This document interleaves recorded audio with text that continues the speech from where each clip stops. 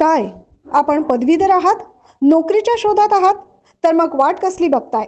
नोकरीसह शिष्यवृत्ती आणि भरमसाठ पगारासह परमनंट नोकरीची हमीसाठी आजच कॉल करा.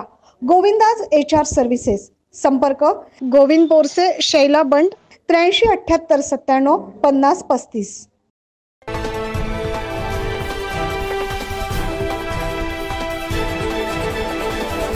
नाशिक महानगरपालिका माजी सभागृह नेते दिनकर पाटील यांनी पाठपुरावा करत ग्रामविकास मंत्री गिरीश महाजन यांच्याकडून नाशिक जिल्ह्यातील त्र्यंबकेश्वर, सिन्नर, नाशिक अशा तालुक्यातील तब्बल 18 गावांना रस्ते, लाईट, पाणी, स्मशानभूमी अशा विविध विकास कामांसाठी निधी मिळवून दिलाय. आजच प्रत्येकी गावाला 7 लाख रुपये असा 1.25 कोटी रुपयांचा विकास निधी मंजूर केल्याचे पत्र या सर्व गावातील सरपंचांना दिल्याचे दिनकर पाटील यांनी पत्रकार परिषदेत सांगितलंय. नाशिक लोकसभा मतदारसंघातील 4 तालुके येतात. त्र्यंबकेश्वर, नाशिक, इगतपुरी आणि सिन्नर. तर या 4 तालुक्यातील सरपंचांकडून प्रस्ताव आले होते की काहींना मशानभूमी पाहिजे, ब्लॉक बसून पाहिजे, रस्ते पाहिजे, अंगणवाडी पाहिजे, असे अनेक कामांचे प्रस्ताव आले होते. आणि मी ते गिरीश भाऊ महाजन ग्रामविकास मंत्री यांच्याकडे दिले होते.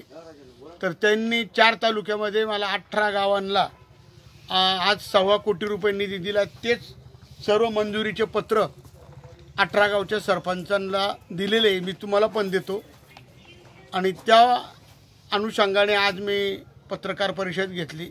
मला एक आनंद वाटतो की मी तर आज कोणत्याही पदावर नाही, फक्त भारतीय जनता पार्टीचा कार्यकर्ता म्हणून नाशिक लोकसभा मतदारसंघात मी 2 वर्षापासून पक्षाने सांगितल्यानुसार मी तयारी करतोय.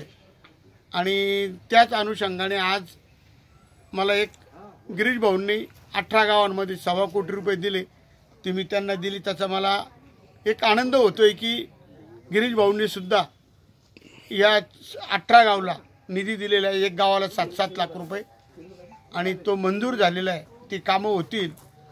ग्रामविकास मंत्री गिरीश महाजन यांचे आभार व्यक्त करत नाशिक लोकसभा मतदारसंघात कामे झाली नसल्याचे आरोप दिनकर पाटील यांनी केलाय.